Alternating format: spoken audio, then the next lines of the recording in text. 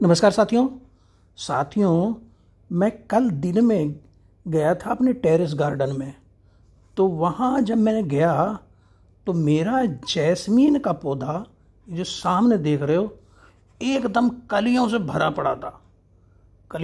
पड़ा था। और जब मैं इस पौधे का मैंने वीडियो बनाया कि जब ये खिल जाएंगे फूल तो आपको इसका पूरा वीडियो मैं दिखाऊंगा। तो जब मैं रात को जाता हूँ, दिन में इसमें कलियों से भरा पड़ा था, रात को मैं पुनः जाता हूँ तो मेरा टेरेस गार्डन एकदम सुगंध से महक रहा था। और वो महक खींच के ले गई मुझे इस पौधे के पास। मतलब ये पौधे की कलियाँ खिलने लगी थी। तो मैंने उसी समय निर्णय लिया कि सुबह मैं इसका, जब ये फूल खिले होंगे, इसका एक वीडियो बनाऊंगा और आपको बताऊंगा कि इसमें इतने फूल, इतनी कलियां, इतनी ग्रीनरी इस पौधे में कैसे आई। तो चलो साथियों, चलते हैं अपने टेरेस गार्डन में और देखते हैं, मिलते हैं अपने जैस्मीन के पौधे से और बात करते हैं कि इतनी फ्लावरिंग जैस्मीन के पौधे पर, मधुमालती के पौधे पर कैसे आई है। तो साथियों, हम सुबह ही सुबह आ गए अपने टेरेस गार्डन में और हम हैं अपने जैस्मीन के पौधे के पास। देखिए, जो कलियां मैं दिखा रहा था वो खिल के अब फूल बन गई हैं। तो बात यह है कि हमने इसमें क्या किया। देखिए, जितने भी फ्लावरिंग प्लांट होते हैं उनको खिलने के लिए एक तो वो हैवी फीडर होते हैं, उनको फर्टिलाइज़र चाहिए। फर्टिलाइज़र में फास्फोरस उनको चाहिए। तो फास्फोरस के लिए हमने इनको दिया बोनवील और माइक्रोन्यूट्रिएंट्स। तो इनको पोषक तत्व के रूप में हमने बोनमील दिया। बोनमील में फास्फोरस होता है क्योंकि, तो और कुछ दाने डीएपी के दिए और माइक्रोन्यूट्रिएंट दिए। और उसके बाद आप देख ही रहे हैं कितने इसमें फूल खिले हुए हैं।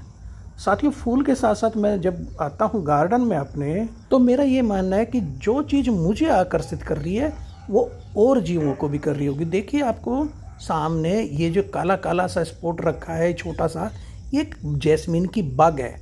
और इसी फूल पे आप देख रहे होंगे चींटियां घूम रही हैं। तो ऐसे जीवों को, कीटों को, कुछ इसमें हमारे हानिकारक होते हैं, कुछ मित्र कीट होते हैं, उनको भी ये हमारे जो फूल हैं वो आकर्षित करते हैं। और फूल की तरफ ये बहुत सारे जीव हमारे आ जाते हैं। प्रकृति में हर क्षण कुछ ना कुछ होता रहता है। देखिए, यहाँ पे आप सामने देखेंगे एक पत्ती के नीचे एक तितली नज़र आ रही है। लेकिन तितली, मैं कैमरा लेके उसके पास से, इतनी शांत क्यों है? ये शांत क्यों है? अब इसको कारण को तलाशते हैं कि ये हिल डुल नहीं रही। ऐसा लग रहा है जैसे तितली पत्तियों से चिपकी हुई है। तो यह मैंने बताया ना कि हम अगर आकर्षित हो रहे फूल की तरफ तो ये कीट पतंगे भी आकर्षित होते हैं। तो ये देखिए, अगर आप ध्यान से देखेंगे तो इसको एक मकड़ी ने पकड़ा हुआ है।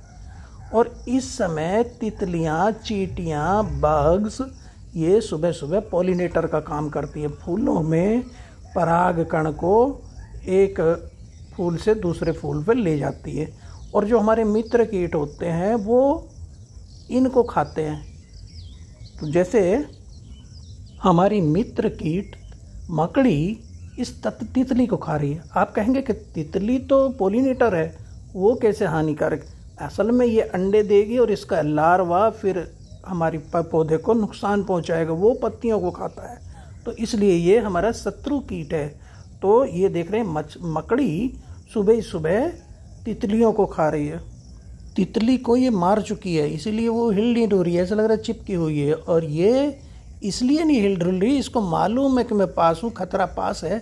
तो ये अभी एकदम शांत है और जितना मैं नज़दीक इसके जाऊँगा तो ये अपने भोजन को गिरा देगी। देखिए, उसने अपना भोजन गिरा दिया। इसने अपने भोजन को सुरक्षित जगह छोड़ दिया है। जैसे ही मैं चला जाऊँगा तो ये फिर उठा के इसको अपने भोजन को कर लेगी। और जब मैंने पत्ती को छुआ तो ये पत्ती के ऊपर आ जाती है। देखिए, अब ये यहाँ हमें स्पष्ट दिखाई देने लगी। ये कीट पतंगे एक दूसरे को सहयोग करते हैं। चींटियाँ, मकड़ी, पेड़ पौधे एक दूसरे को सहयोग करते हैं, एक दूसरे को लाभ पहुंचाते हैं। ये है प्रकृति का नेचुरल इकोलॉजिकल बैलेंस। कि इसमें एक दूसरे को खाते हैं, एक दूसरे का भोजन है, एक दूसरे का पेट भरता है और एक दूसरे का सहयोग करते हैं। ये नेचुरल इकोलॉजिकल बैलेंस है जो हर वक्त हर क्षण कुछ ना कुछ प्रकृति में घटता रहता है। और ये है हनी बी, मधुमक्खी, बेस्ट पॉलिनेटर। तो अभी तक हमने देखा बग, चींटियाँ, हमने देखा बटरफ्लाई और हमने देखा स्पाइडर, और ये हमारा नेक्स्ट कीट आ गया हमारा मधुमक्खी, हनी बी। ये सुबह ही सुबह नेक्टर लेने के लिए आती है फूलों में और फूलों को इसके बदले में दे के जाती है पॉलिनेशन। ये उनमें बीज बनाने की प्रक्रिया को पूर्ण करती हैं। तो हमारे बहुत सारे कीट सुबह ही सुबह पौधों का सहयोग करने के लिए आ जाते हैं और इनकी संख्या बहुत ज़्यादा ना बढ़ जाए, इसको कंट्रोल करने के लिए हमारे मित्र कीट भी लगे रहते हैं। लेकिन अगर हम रासायनिक दवाओं को छिड़क देते हैं, जहरों को पौधों पर छिड़क देते हैं, तो ये पूरी प्रक्रिया बंद हो जाती है। ना मधुमक्खी आती, ना तितली आती। तो इसलिए हमें गार्डन में खास करके रासायनिक दवाइयों को, जहरों को नहीं छिड़कना चाहिए। वो इन हमारे पॉलिनेटर्स को नुकसान पहुंचाते हैं। इस समय आप फूल के ऊपर कुछ देख रहे हैं, पीला पीला, सफ़ेद फूल पे पीला, ये भी एक कीट है। ये हमारी मकड़ी ही है, लेकिन वो हिल डुल नहीं रही है, बिल्कुल भी शांत है, क्योंकि उसे मालूम है मैं हूँ खतरे के रूप में। तो ये एकदम नहीं हिल डुल रही है। देखिए अभी इसमें मैंने फूल को हिलाया तो कुछ इसमें हरकत हुई। तो ये भी मकड़ी है। अलग अलग कलर की मकड़ियाँ बिल्कुल अपने को ऐसा बना लेती हैं कि शत्रु कीट को पता ही नहीं लगता और वो अपने जाल में फांस लेती है। और इनके लिए जाला बनाना ज़रूरी नहीं, कुछ मकड़ियाँ सीधे ही अटैक करती हैं शिकार के ऊपर, जैसे कि ये मैं दिखा रहा हूँ। जो जाला बनाती हैं तो वो तो जाले में फांस के खाती हैं अपने शत्रु कीट को। तो ये जो बैलेंस है, ये इकोलॉजी बैलेंस है, ये जो दिनचर्या रोजाना चलती है पौधों के ऊपर, ये बहुत ज़रूरी प्रक्रिया है हमारे पौधों के लिए। और ये सामने है एक और प्राणी, और इसको आप देख के कहेंगे कि ये तो तितली है। तो मैं यही कहूँगा कि हर बरसने वाली चीज़ बरसात नहीं होती, कभी कभी आंसू भी बरसा करते हैं। और हर खूबसूरत उड़ने वाली चीज़ तितली नहीं होती, कभी मौत भी उड़ा करते हैं, कभी कभी मौत भी उड़ा करते हैं। तो ये तितली नहीं बल्कि ये मौत है। और ये मौत जो है दुश्मन है कनेर पेड़ का। मेरे घर के बाहर एक कनेर का पौधा लगा, पीले फूल आते हैं उसमें। ये यहाँ पे नेक्टर, शहद, अमृत लेने आया है, सुबह सुबह नाश्ता करने आया है। और ये भयानक सा लगता है ततैये की तरह, लेकिन ये भयानक नहीं होता, ये नुकसान नहीं पहुँचाता हमें। ये नुकसान देता है कनेर को। ये जाके अभी नाश्ता करके अंडे देगा, 100 अंडे दे देता है इकट्ठे कनेर की पत्ती के नीचे।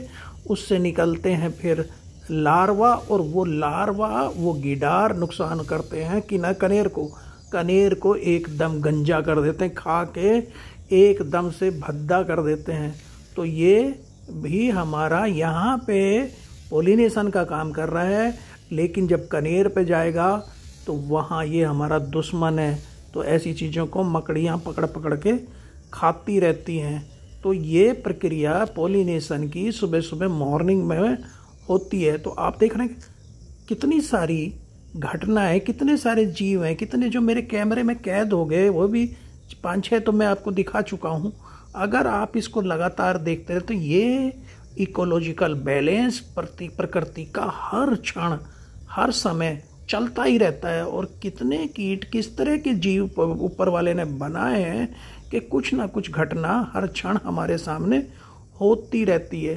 तो देखिए इसमें एक सूंड सी होती है इसके आगे की तरफ, जिसको ये घुसा के शहद निकाल लेता है, नेक्टर निकाल लेता है। और इसका पीछे एब्डोमेन देखिए कितना बड़ा सा है।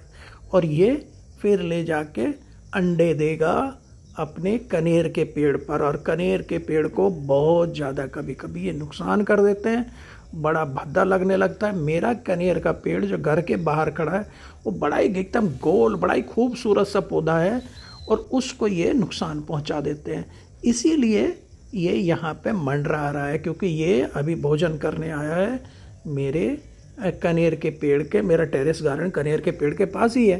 तो वहाँ पे ये भोजन करेगा और फिर जाके अपना आराम करेगा, कनेर की पत्ती के नीचे अंडे देगा। लेकिन भोजन के लिए ये मेरे जैस्मीन का इस्तेमाल कर रहा है। तो ये प्रकृति का इकोलॉजिकल बैलेंस है।